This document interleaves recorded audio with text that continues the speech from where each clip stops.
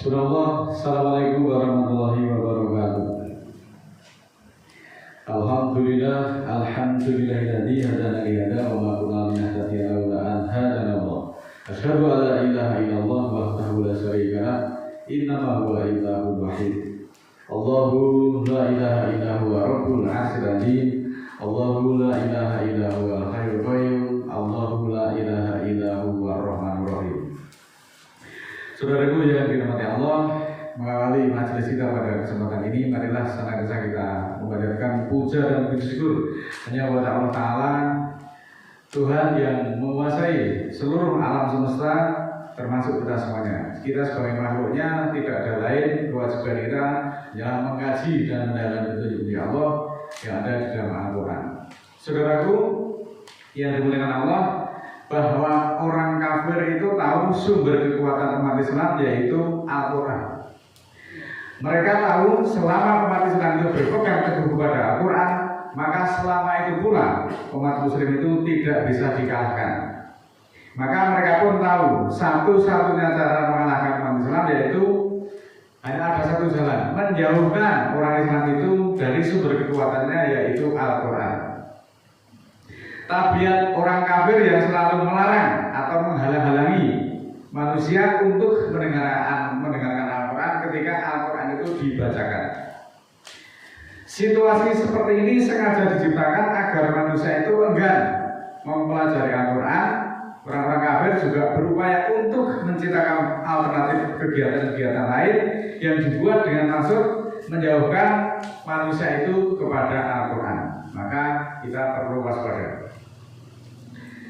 Allah memberikan informasi melalui ayat di dalam surat ke-61 ayat 8. A'udzubillahi minasyaitonirrajim. Bismillahirrahmanirrahim. Yuriduna liyutfi'u nurallahi bi'afwahihim wallahu mutimmu nurihi walau karihal kafirun. Mereka ingin memadamkan nur Allah dengan mulut mereka, dengan ucapan mereka. Dan Allah menyempurnakan nurnya, Allah menyempurnakan Al-Quran, meskipun hal ini membuat benci orang-orang kafir.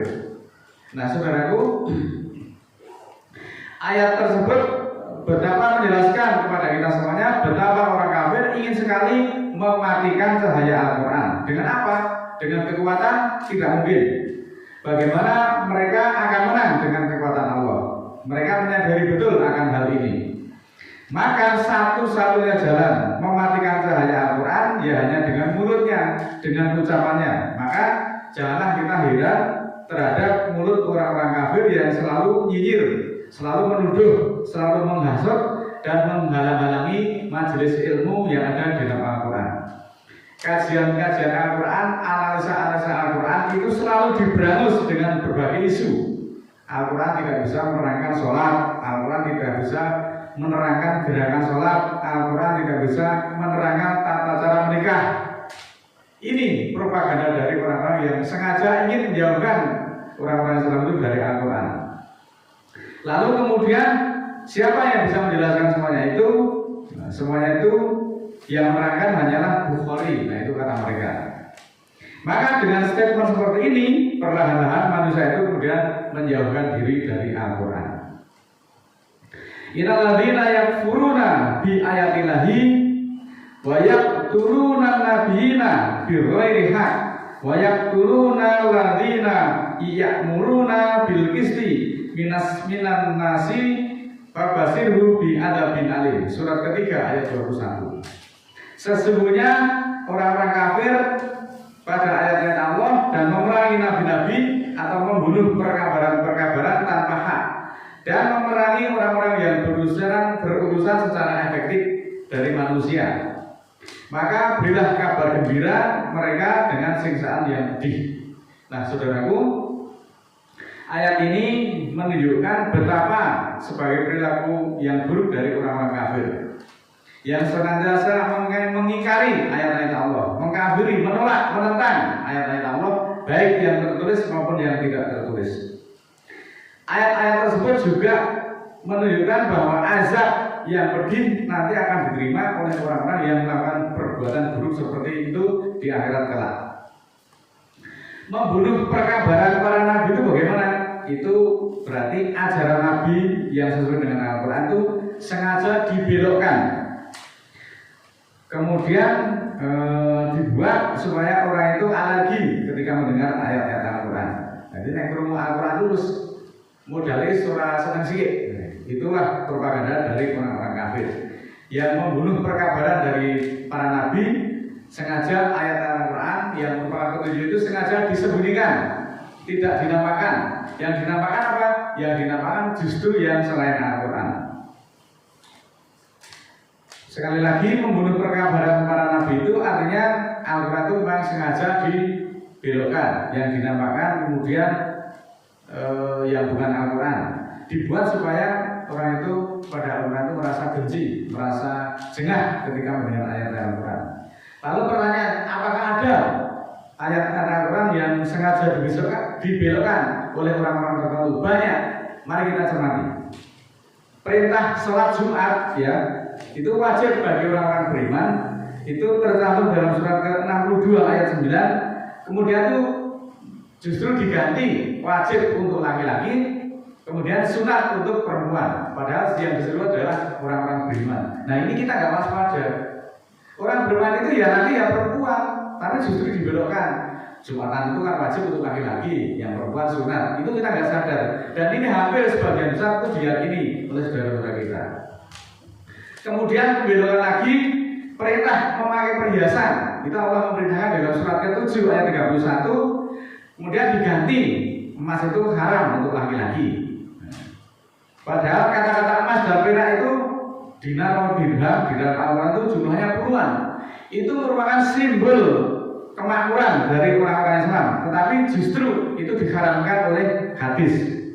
Maka akibatnya betapa Freeport yang merupakan tambang emas terbesar kedua di dunia itu diabaikan atau dieksploitasi, kalau bahasa ekstrimnya ya digarap oleh orang asing. Karena apa? Buat kita emas itu haram. Makanya ketika tambang emas itu dieksploitasi oleh asing ya kita diam-diam saja. Ini adalah sesuatu pembelokan yang luar biasa. Kemudian pembelokan yang lainnya adalah bahwa Muhammad itu tidak mengajarkan Al-Quran itu sebagai syair. Ini di dalam surat ke-36 ayat 69, surat Yasin ayat 69, bahwa Al-Quran itu tidak untuk disyair-syairkan. Al-Quran itu petunjuk, tetapi justru basmalah itu bisa dibaca dengan 13 cengkok, 13 gaya lagu. Ini juga pembelokan dari Al-Quran. Walau bikoli syair dan Al-Quran bukan untuk disyair-syairkan. Qalila matadakarun, sedikit sekali yang memikirkan. Yang banyak itu sudut Al-Quran dilagu-lagukan, dicengkok-cengkokkan dengan gaya lagu-lagu tertentu. Nah ini. Kemudian yang ada sholawat atau nyanyian. Sholawat itu menggema di mana-mana. Dan ini kita tidak menyadari. Kemudian ada lagi pembelokan bahwa dilarang mensolatkan ataupun mendoakan orang-orang yang mati dalam keadaan kafir. Itu di dalam surat ke-9 ayat 84. Itu justru dibalik sekarang. Yang namanya selamatan itu gede-gedean, jor-joran untuk selamatan. Wisata ziarah itu justru sekarang dikemas menjadi ajang bisnis yang sangat menggiurkan. Padahal ayatnya jelas. Kemudian perintah mentadabbur Al-Quran itu ada dalam surat ke-4 ayat 82. Itu diganti dengan membaca Al-Quran itu satu huruf mendapatkan satu pahala. Akhirnya hanya membaca dan tidak pernah mempelajari makna yang terkandung di dalamnya. Lah membaca itu dapat pahala. Lebih tragis lagi, yang membaca dan yang mendengar itu pahalanya sama. Aneh orang yang tidak mendengar itu. Membacakan Al-Quran, mengamalkan Al-Quran itu perlu waktu, perlu untuk mempelajari, perlu berbagai referensi, kemudian mencari ayat-ayat korelasi yang lain. Kok dibuat sama dengan yang mendengarkan pahalanya sama? Ini kan lebih tragis lagi. Itu ada riwayat yang menyatakan ketika kamu mau tidur membaca kulhu itu sudah sama halnya kamu khatam 10 juz Al-Quran. Jadi kalau kita mau tidur membaca kulhu 3 kali itu sudah sama halnya itu mengkatamkan Al-Quran 1 juz atau 30 juz. Ini kan sesuatu hal yang pembodohan luar biasa. Lalu untuk apa Allah menurunkan Al-Quran yang jumlahnya 6.236 ayat? Sudah diturunkan kulhu saja biar dibaca 3 kali, itu sudah sama halnya kita khatam satu Al-Quran. Ini kan pembelokan yang membuat kita bodoh selama ini. Memang betul-betul bodoh ketika manusia itu dijauhkan dari Al-Quran. Dan ini kita tidak menyadari. Ketika orang berusaha menganalisakan Al-Quran secara benar, secara efektif, justru kemudian dituduh sesat, justru dituduh tidak mencintai Rasul dan sebagainya.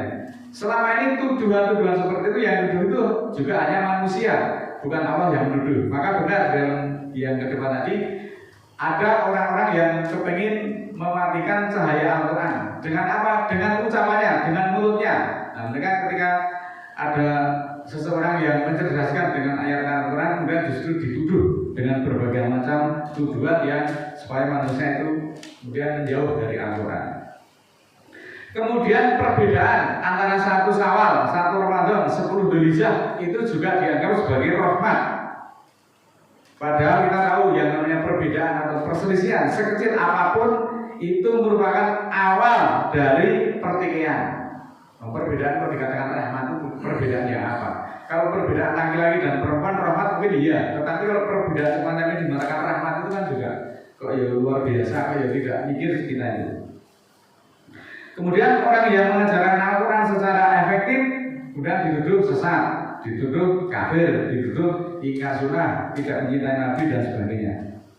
Dan masih banyak lagi pembelokan-pembelokan lain yang menjadikan orang-orang Islam itu semakin jauh dan semakin terbelakang dalam perpecahan. Orang Islam itu tersiap-siap di dalam perpecahan. Karena apa?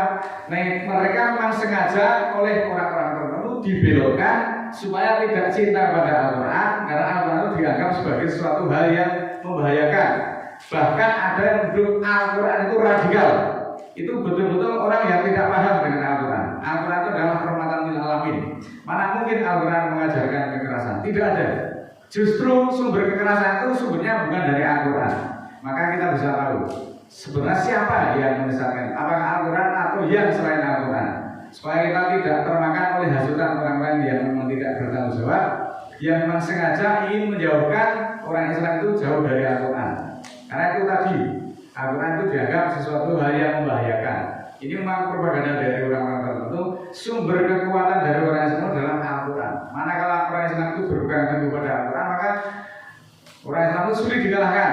Sehingga mereka mencari dengan berbagai upaya, berbagai tiar, bagaimana orang Islam itu dijauhkan dari Al-Quran. Maka betul, ketika orang Islam itu jauh dari Al-Quran, dari petunjuk, maka yang ada adalah perselisihan dan kontradiksi yang banyak. Maka benar firman Allah, afala yatadabbaruna Al-Quran walau kana min indi ghairillah wajadu fihi ikhtilafan katsiran. Apakah kamu tidak mentadabbur Al-Quran? Kalau sekiranya dia itu datang dari selain Allah, maka yang akan kamu dapati di dalamnya adalah kontradiksi, pertentangan yang banyak. Nah, ini faktanya terjadi. Karena orang Islam itu yang dikaji pedomannya itu bukan Al-Quran, maka yang didapati adalah perpecahan, sekte-sekte, bermazhab-mazhab, bergolong-golong, beraliran-aliran. Ini faktanya. Karena apa? Mereka mengambil pedoman yang bukan Al-Quran. Maka sudah saatnya kita harus menyadari akan hal ini. Mari kita segera kembali kepada petunjuk Allah, siratal mustaqim, jalan yang lurus, tuntunan yang kokoh, yaitu Al-Quran. Hanya satu-satunya inilah yang akan menyelamatkan manusia di dunia maupun di akhirat. Kalau kita mau minta ampunan kepada Allah, maka patuhilah hukum-hukum Allah yang ada di dalam Al-Quran. Kalau kita mau minta surga kepada Allah, maka patuhilah perintah-perintah Allah yang ada di dalam Al-Quran. Jangan mematuhi hukum buatan manusia, tetapi kemudian minta surganya kepada Allah. Ini sesuatu hal yang sangat tidak masuk akal. Demikian sekilas apa yang bisa saya sampaikan di dalam forum ini. Mudah-mudahan menyadarkan kita semuanya dan orang-orang yang memang kalbunya terbuka, karena tidaklah orang itu bisa menerima ayat-ayat Al-Quran manakala kalbunya itu tidak bersih, manakala kalbunya ada penyakit, ada penyakit iri, dengki, dendam, sakit hati dan sebagainya. Dan hanya kita mengkhususkan din itu untuk Allah, maka kita akan bisa menerima petunjuk Allah yang ada di dalam Al-Quran. Dan marilah pada kesempatan ini kita akhiri dengan mohon ampunan kepada Allah. A'udzubillahi minasyaitonir rajim. Bismillahirrahmanirrahim. Allahumma ighfirli walil mu'minina wal mu'minat al-ahya'i minhum wal amwat innaka sami'un qaribun mujibud da'wat innaka 'ala kulli syai'in qadir. Rabbana la tu'akhidna in nasina aw akhtana Rabbana wa la tahmil 'alaina isran kama hamaltahu 'alal ladzina min qablina Rabbana wa la tuhamilna ma la taqata lana bihi wa'fu 'anna waghfir lana warhamna anta maulana fansurna 'alal qawmil kafirin. Rabbana ighfir lana dzunubana wa kaffir 'anna sayyi'atina wa tawaffana ma'al abrar. Rabbana la tuzigh qulubana ba'da idh hadaitana wa hab lana min ladunka rahmah innaka antal wahhab. Rabbana ighfir lana wa li ikhwanina alladziina sabaquna bil iman wa la taj'al fi qulubina ghillan lil ladziina amanu rabbana innaka ra'ufur rahim. Subhana rabbika rabbil izzati amma yasifun wa salamun 'alal mursalin walhamdulillahi rabbil alamin. Wassalamualaikum warahmatullahi wabarakatuh.